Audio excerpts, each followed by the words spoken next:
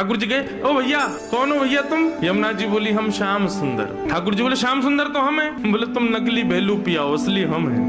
बोले ऐसे कैसे, तुम पे बंशी बजानी आवे? देखो मैं बंशी बजा के दिखाऊं। ठाकुर जी ने बंशी बजाई, उससे बढ़िया यमुना जी ने बजा दी। बोले मेरे पास काली कमली, तुम्हारे पास है? यमुना जी ने अपनी काली कमली दिखा दी। सब प्रकार से ठाकुर जी अपनी वस्तु दिखावें और यमुना जी उसको प्रस्तुत करें। बोले अब कैसे सिद्ध हो कि असली श्याम सुंदर कौन है? यमुना जी बोली मैं एक टेर बजाऊंगा, यदि मेरी टेर सुन के राधा रानी बगल में आके खड़ी है गई तो समझो वही असली श्याम सुंदर, जाके बगल में किशोरी जी आके खड़ी हूँ। अब ठाकुर जी बोले हम तो मान करके बैठे, हमारे बगल में तो आएंगी नहीं, वो इन्हीं के बगल में आएंगी। जैसे ही टेर बजाई श्री जी आने लगी, ठाकुर जी दौड़ करके गए श्री जी के चरणों में। आप मैं असली श्याम सुंदर मेरे बगल में, मैं कभी मान नहीं करूंगा, आज के बाद आप मेरे बगल में बैठ जाओ, एक बार सिद्ध कर दो। श्री जी बोली कौन कौन कहां से आ जाते हैं नकली नकली लोग, असली श्याम सुंदर तो वो। श्री जी गई और श्री यमुना जी के बगल में जाके खड़ी हो गई। अब तो सब गोपियां उन्हीं के चंवर डुरावे, उन्हीं पे इत्र छिड़कावे, उन्हीं पे गुलाब जल अर्पित करें, सिंहासन पर उन्हीं को बैठावे, उन्हीं को भोग लगावे और दूर करे श्याम सुंदर रो में। बोले मैं हूँ असली श्याम सुंदर, जे कहां से नकली आ गया है? जैसे ही श्याम सुंदर